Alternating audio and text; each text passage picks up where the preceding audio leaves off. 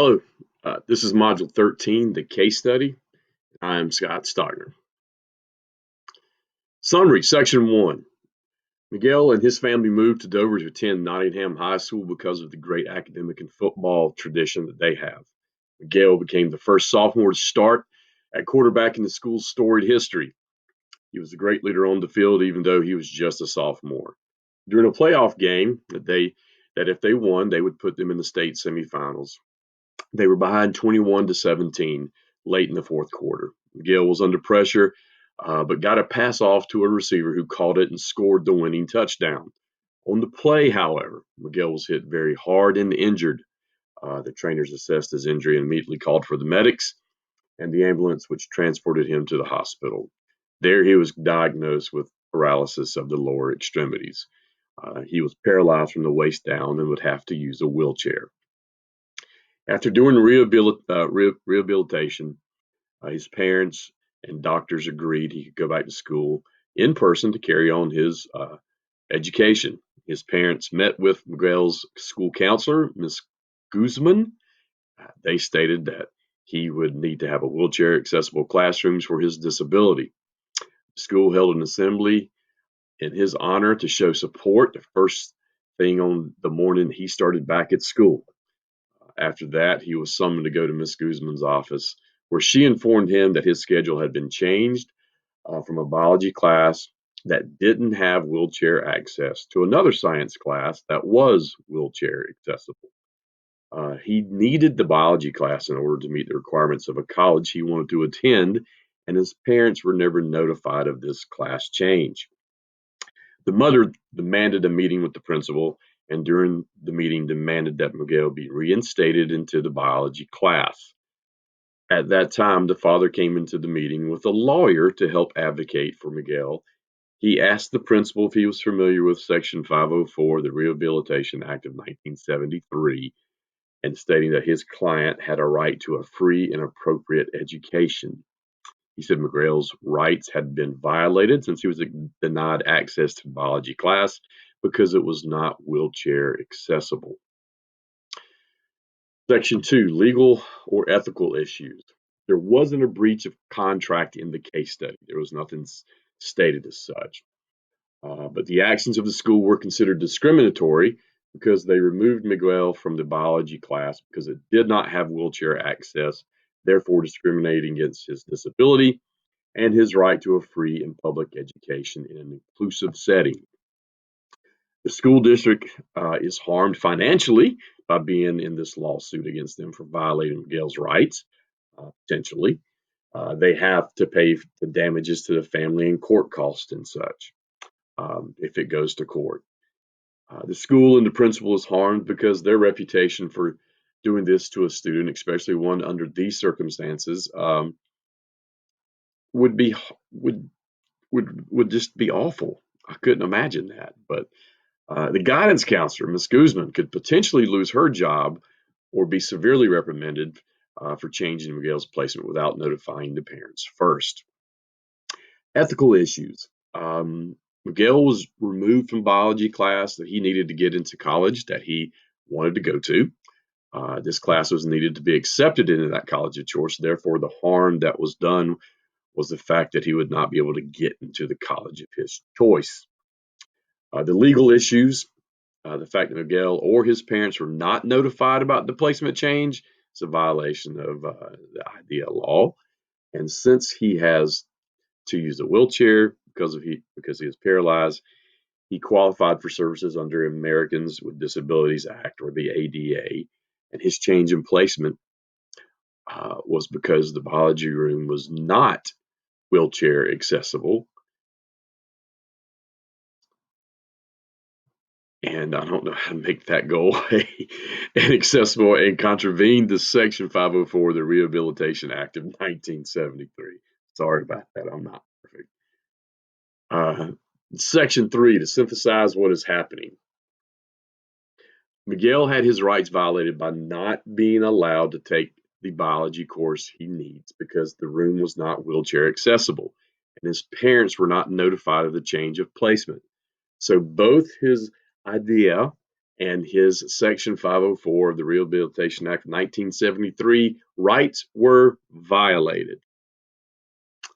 Section 4, synthesize the facts. The people involved. Dr. Harvey, the superintendent of Dover Unified School District, Miguel Hernandez, the students whose rights were violated, his parents, Mr. and Mrs. Hernandez, Ms. Guzman, the school counselor who changed his schedule without contacting the parents, principal, which is me in the case study, Howard Carey, I believe is how you say it, the lawyer who represented the Hernandez and as an advocate for Miguel at the meeting with the principal, the administrative assistant who scheduled the meeting with the parents and told me, the principal, that the mother, she sounded very upset. The physician who gave permission for Miguel to return to school after rehabilitation. And then the football team, the teammates of Miguel, the opposing team defensive lineman, he accidentally caused the injury to Miguel, and I can understand that point of view being a football coach for 30 years. Then the friends and family who helped him through months of rehabilitation and helping him keep up with his schoolwork. Section 4 again, the place, Nottingham High School. It's an older school that was built in the 50s, serves 3,200 students. That's a pretty large school. It's the only high school in town, so it's the hub of activity in Dover. Most of the building is up to state and federal ADA codes, but 1/4 of it is not because of a lack of funding. The Dover Unified District has 6 elementary schools, 2 middle schools, and 1 high school. And the Dover community, which is very supportive of the high school and its pretty good football team.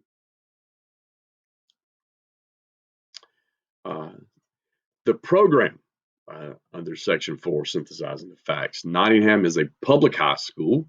It offers high school courses that Dover or the state offers. The biology class that is needed for acceptance into the college of Miguel's choice. That's the program.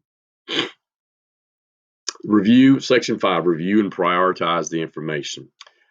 Could the conflict, situation, or decision be damaging to stakeholders or to the community? Yes, this situation could be damaging to all involved and all of the stakeholders. Stakeholders, Miguel could be without the course he needs to get into college. He could also feel as though the school isn't inclusive to him because of his disability and thus suffer some suffer mentally or emotionally from that. The principal, me, I could suffer irreparable damage to my reputation in the community or actually lose my job over this.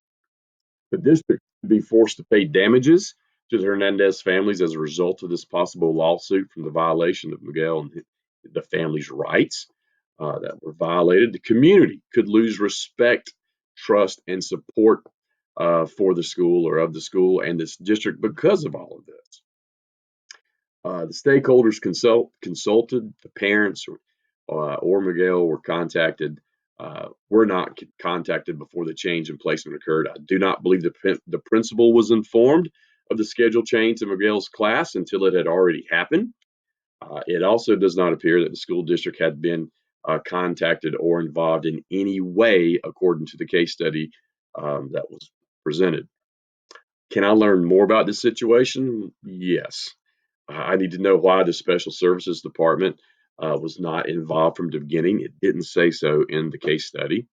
I need to know why I was not consulted before the decision was made, knowing Miguel's circumstances. I need to know why my school was to be allocated money.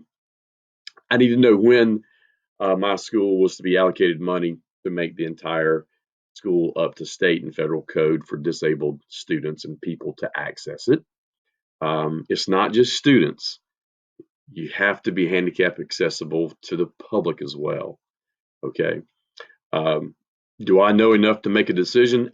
I know enough to make a decision in this situation and to be an advocate for the equitable access to educational resources, the technologies, and the opportunities to support the educational success and well-being of each student, not just Miguel, but in this situation, yes, him personally. Section 6, identify the options and possible consequences. Option 1, not making a decision or taking no action. That's not a good choice. But if I made no decision or took any action, the Hernandez and their lawyer would have proceeded to place the lawsuit against the school district for not having an equitable or inclusive school environment for Miguel and his disability. Miguel would have suffered not being able to take the biology course that he needed, and the community would lose faith in me and the school. My reputation would be severely tarnished, and I would be viewed as a principal who was not an advocate for all students. Option 2, the most comprehensive or liberal action taken. Uh, Obviously, I would apologize to Miguel and his family for the breakdown in communication with them and to me. I would ask the biology teacher if we could move the class to another part of the school that is wheelchair accessible so that Miguel can take part in the class in person. If that's not a possibility, um, then I would make sure Miguel could take the class in a virtual setting and receive full credit for the course so it could be equitable as possible. Option 3, several intermediate strategies. Again, I would apologize to Miguel and his parents, assuring them that he would be reinstated into the biology class. I would have the teacher move to another room. I would make sure that the teacher, now I'm moving myself there, um, could move to another room or into a portable that is wheelchair accessible. Now, that would also mean possibly moving another teacher as well. Um, but I'd also demand that the district bring that room and the rest of my school up to ADA compliance so that the entire school is up to state and federal standards so that we are supportive, equitable, and culturally responsive and an inclusive school culture to all. Section 7, evaluate the options. Okay, trying to move my little video around. Option 1, the pros and cons. Pros to option 1, no teacher has to move a classroom. Miguel's schedule doesn't change again, and he gets a science credit. Cons to that, the parents would probably sue the district. My job could be in jeopardy. I lose respect from the community and the students. Miguel is denied the right to an equitable and inclusive education. Option 2, the pros. The family has an earnest apology and sees that I'm going to try and make it as right as possible. I asked the teacher to move if possible. If not, Miguel would have a virtual option and get credit for the class achieving educational success. This would possibly avert the chance of a lawsuit by the parents. The cons, if the teacher does agree to move and another teacher will most likely have to move. So that's a lot of movement by two teachers and a lot of stuff. If not, the virtual class is still not an in-person class setting that Yale wants. Therefore, still not inclusive. And the parents may then still pursue the lawsuit in the court system. Option 3, the pros. The family is given a heartfelt apology on the situation again.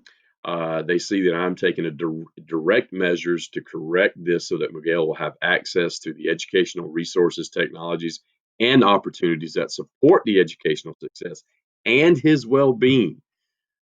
The staff and the district and the community will see that I am a strong leader and I'm correcting what is wrong.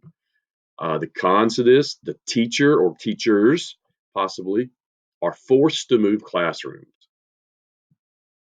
If no move is possible, if there's no classroom that could hold the biology um, contents, I guess, then I would have to spend money to get another portable ready or moved and to get it ready for Miguel and his biology class. That means building a ramp.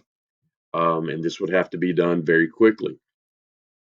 The biology teacher would has to move regardless, and I would put the district in an embarrassing position to fix the issues at my school. And that might not be a very good thing. Um, so let's go to the next one. Section 8, choose the best option. I would choose option 3. If I was sitting in that principal's chair in that meeting, this is what I would do. Um, this would be the most direct and quickest route to the solution, to a solution. It would mean moving the biology classroom to another room, or possibly moving the teacher in that room as well. So 2 teachers are moving. If that's not a possibility, I would have to have a portable either moved in and set up, or have a current one set up for the biology class and Miguel. At the same time, the district would be put in a position to kind of force their hand to fix the rest of my school to make it handicap accessible. We're an illegal entity. We are illegal if we are not handicap accessible. Bottom line, we're breaking the law. So here, they have to do this. By making this decision, the most important stakeholder, Miguel, will have the opportunity to fair and equitable education in a supportive and an inclusive school environment, hope and where he can have the best chance for success as possible. And even though there will be inconveniences to some, and there will be cost, monetary cost, it's worth it to Miguel and his family to correct what is wrong. The stakeholders, Miguel and his family, their lawyer, the teachers, and the district will then all be consulted about this decision, and made aware of it, obviously. Um, Once I get to the point of having to uh, move the portables or bring one in, that's when the district will obviously know about this anyhow. Um, so it will come down to that. And that's the option that I would choose. Um, I believe that's the quickest route to a solution, instead of waiting around for others to start working on things. I have the ability and the power to do it myself immediately. Like the day of that meeting's over, shake the hands, I'm out the door straight to that teacher's room, and we're walking the hallways. So, how would I implement it? Speaking of such, first step, I would inform the parents and Miguel of my plan of action, what I'm going to do. Secondly, literally, as soon as they leave my office, I'm on the way to the teacher, the biology teacher, to inform, I said her, it could be him, of the situation, and help look for a suitable classroom in the school. I would assure the teacher that all of my resources, my housekeepers, maintenance, everybody would be there to help with the move and anything else that is needed. Um, and if I needed to buy more supplies or different things, done. If it involved another teaching movement from the classroom, the same would go for them. I would reassure them that everything possible, the move will be quick, and everything to be done to help with the move would obviously be done. Okay, I would explain that this would make us to be fair and equitable to Miguel and offer him the same educational opportunities as the other students, and that's why we're doing this, and to avoid a big lawsuit. And if that's not possible, if there's no room conducive, then I would ready a portable for the class to move into and make sure it is wheelchair accessible, not just getting in and out of it, but with the inside the portable as well. And that would have everything it needs for a biology class. Third, I would contact the district to inform them of the situation, obviously, and what my plan is. I would then relay that by what I am doing, I am saving the district from a very public and very costly lawsuit, and to avoid embarrassment and such. Therefore, to avoid this situation in the future, I need to have the other fourth of my school fixed to be compliant with all of the state and federal laws for being handicapped accessible. Fourth, I would make sure that my guidance counselors are all trained on the various laws and policies of the idea and the Rehabilitation Act of 1973 to make sure that this does not ever occur again and that all parents are contacted well before any placement change. Plan B, if none of this could work, I would just literally lay it in the district's hands. I would let the parents know that there's nothing I can do and that it's really up to the district. I've done all that I can and it's here, and let them work it out. Um, that may involve a settlement, that may involve um, transporting to another school, which I'm sure the parents would not want, but it would be left up to the district, solely left up to them, and I would do what they inform me to do. But I think by being proactive and taking that first step and seeing what I can do immediately will solve this situation and rectify it the quickest and to the betterment of everybody. Some other thoughts. First off, the first thing I thought of reading the case study was, how did the school never become ADA compliant? That's illegal. You have to be. It wherever people go, handicap accessible access has to be there. Now, no, they're not going on the roofs to fix the air conditioners. So no, that's not the case. But anywhere in the school, any of the athletic facilities have to be handicap accessible, and you have to make it as such. At our school, we have a gator, which we drive to put, different things in, and we drive people to our softball or to our baseball field because it's handicap accessible. It's just hard. There's a ramp that goes to it. It's just very long. So to avoid that, people who are in wheelchairs or canes or walkers, we just put them on the gator and we drive them up and we drive them back when it's all done. Um, how long has it been this way? Since 1950, evidently. Um, what's the district's reasoning for not fixing it? What did the school do for the other students who might be in a similar situation that were, physically impaired and needed help? You know, they just moved them around. Nothing was said. And how did a guidance counselor not know about the laws in dealing with this?